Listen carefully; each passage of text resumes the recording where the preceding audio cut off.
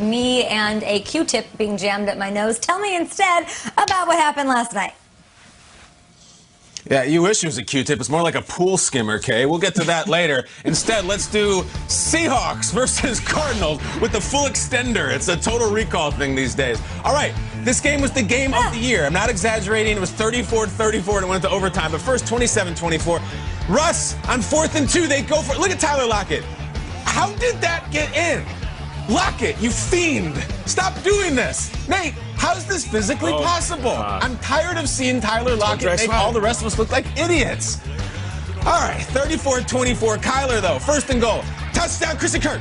Christian Kirk was very good last night. We're having to skim over a lot of the action in this one. If you saw the DK thing, it was amazing. Billy Zane. Down 3, not Billy Zane. Zane Gonzalez. A real man makes his own luck. Cal Hockley, please, I'm all she has in the world. Yes. Zane Gonzalez makes it. Cliff says, let's go. Overtime. All right, it's 34-34. You don't see a lot of games like that. DK calls game. It's over. See you later. Now there's a flag on the field. Huge buzzkill for the 12th man. Sorry, Seahawks fans. There's a holding penalty, and even more if you get another look at it. He said, what? Yes, so they nullify it. Meanwhile, on 3rd and 14, Russ is picked.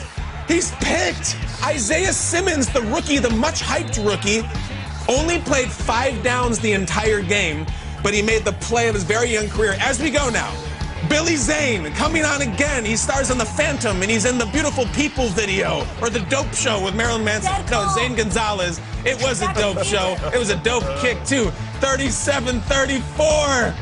Any room for a gentleman? Gentlemen? Not yet, sir. Still the women and children. But the Cardinals win. They beat Seattle. Look at this. Most passing rushing touchdown this season. Russ still up with 22. But look at the second-year hashtag phenom over 20. And look at Brady. What a season we're having. Let's hear from Kyler Murray after a really, really seminal win for the Arizona Cardinals. I think it's huge, for us to do that.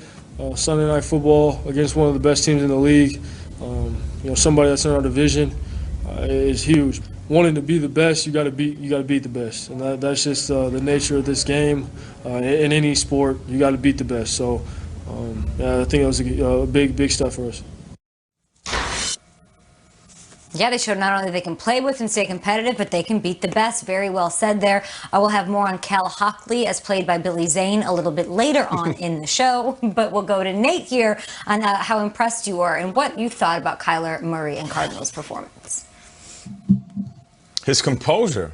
Kyler Murray in his 2nd season, it just seems like every single week he's getting more and more comfortable. This isn't something that he proved to me. This is something that he has already proved, but I couldn't help but to notice it yesterday while I was watching the game. Sure. I was sitting there with my sons, and we're just watching this back and forth affair, and I just said, man, he's so short. And please, Kyler Murray, I'm not taking a shot at you. Anybody that's under 6 foot, I'm not taking a shot at you. It was more that I was impressed that at his size, he can see over defensive linemen, even when there's chaos in front of his face. And even when big guys are chasing him, he can shake you up like Allen Iverson doing a crossover. He can literally do it all despite his size. Who cares how tall he is? It just seems like week in and week out, he's rewriting the narrative that not only, short guys can be quarterbacks. No. Forget the short guys can be quarterbacks. Short guys can be dominant quarterbacks, too. So moving forward, individuals that are undersized and the coach says, hey, you got to play running back or you got to play slot receiver or, you go on the defensive side and play cornerback, maybe even slot DB. No. He's like, no. You know who Kyler Murray is? I'm just like that. I can play quarterback because I can grip it, rip it, and my legs are faster than everybody on the field.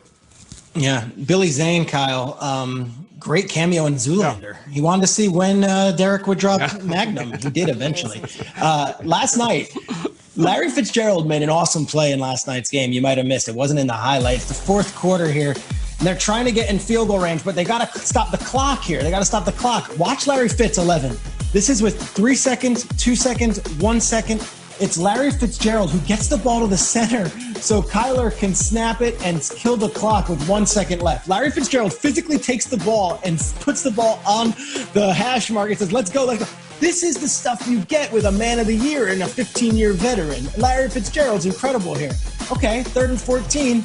Isaiah Simmons playing 5 snaps yesterday. Kay asked me last week, what's up with Isaiah Simmons? I'm like, he just, the no preseason with COVID, like he just hasn't found his sea legs yet. Made the biggest play of the game. Isaiah Simmons with the interception to get them in range to actually win this game. And I say that because here's a 37-year-old Larry Fitzgerald making the biggest play to the end of regulation. There is a 22-year-old Isaiah Simmons to make sure this team. And this is what the Cardinals have on their roster and a lot of stuff in between. Cool. I love this from the Cardinals because it's not just Kyler and young upstarts Christian Kirk. You also have veterans. You also have Larry Fitzgerald and Patrick Peterson and guys who have been there and done that. I think the Cardinals are a really well-rounded team. They could have lost this game a million times yesterday, but they won it. Larry Fitzgerald played a huge role, and so did Isaiah Simmons. As we know, Billy Zane, one of Biff Tannen's cronies in the Back to the Future trilogy. And listen, it's a perfect segue because Seattle is the bully, right? And Arizona just learned that they can say, hey, Russ, get your damn hands off the NFC West and just cold cock them. The Arizona Cardinals learned that Kyler can win the big game against the big team.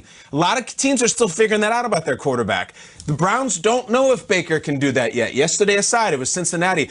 I still think we have some questions about Baltimore and Lamar and the big game.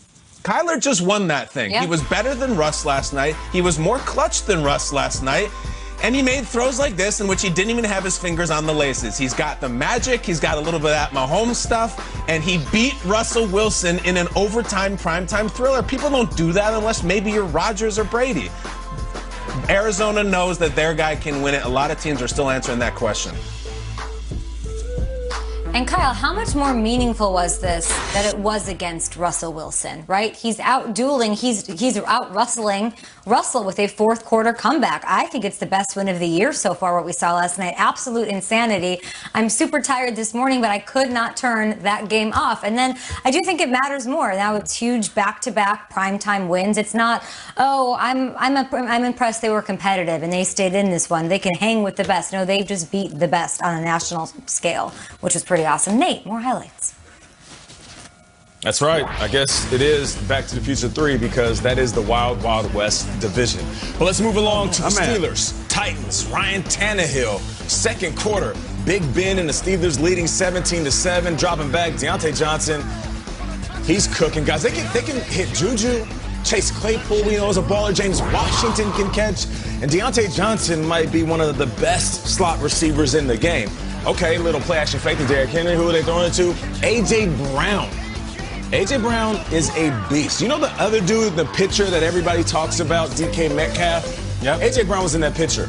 He's big, and he's strong, and he's fast. Fastest speed by a wide receiver this season. Hey, Next Gen Stats, can you please clock my guy DK Metcalf when he chased down Buda Baker? Okay, let's keep this thing going.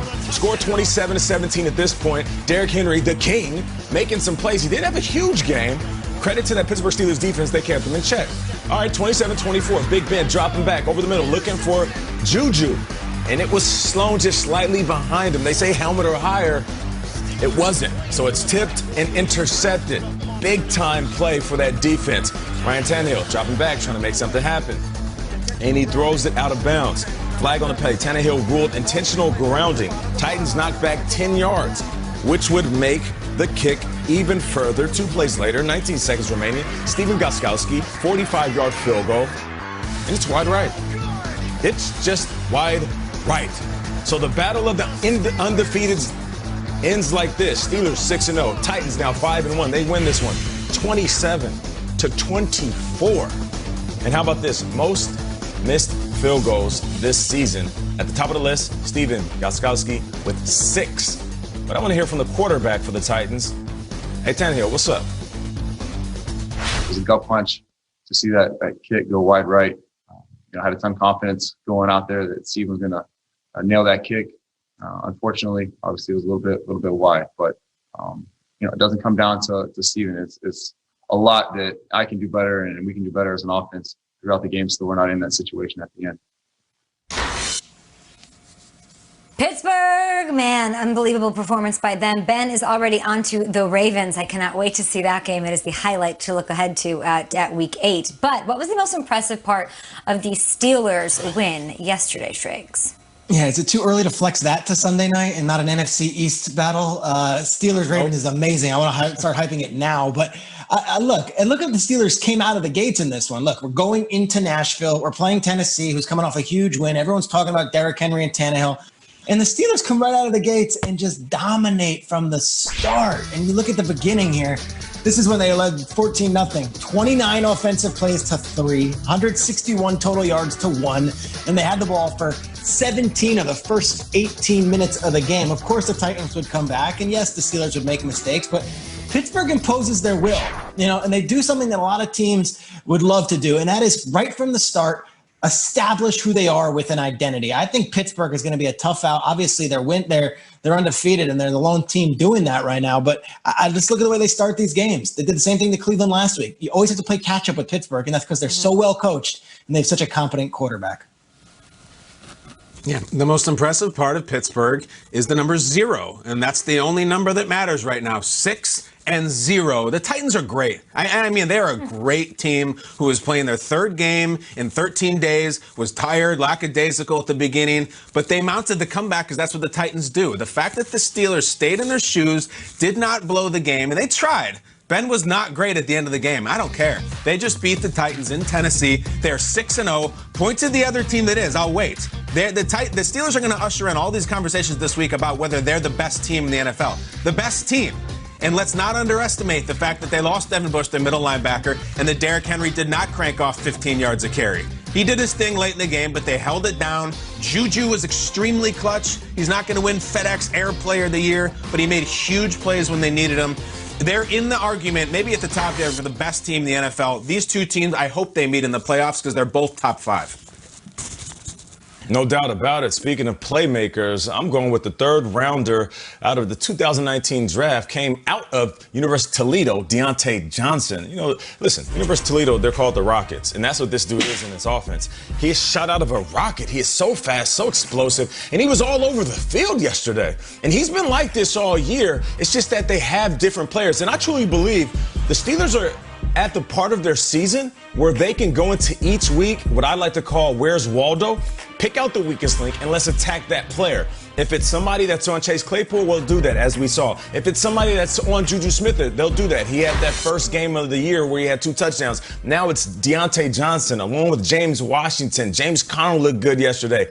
Having another player, that's a 4 wide receiver deep group. And I'm not even mentioning the running backs that can catch out the backfield, and the tight ends who are fantastic. Deontay Johnson, along with the skill players, these guys are really good.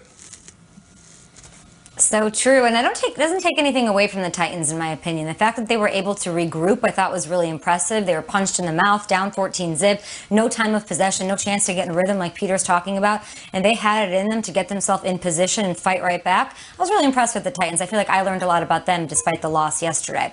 Okay, let's bring in Ian Rappaport. He is our NFL Network insider, and he is here with everything you need to know. Another blow for the Cowboys yesterday. I could hardly believe it, just brutal. What do you know? Yeah, talk about brutal. The shot that John Bostic, the Washington linebacker, laid on Andy Dalton, just brutal. One that knocked Dalton out of the game pretty early in the game. It seemed to be already out of reach for the Cowboys anyway. But you're going to see it right here. The one that knocked Andy Dalton into the NFL's concussion protocol. He exited.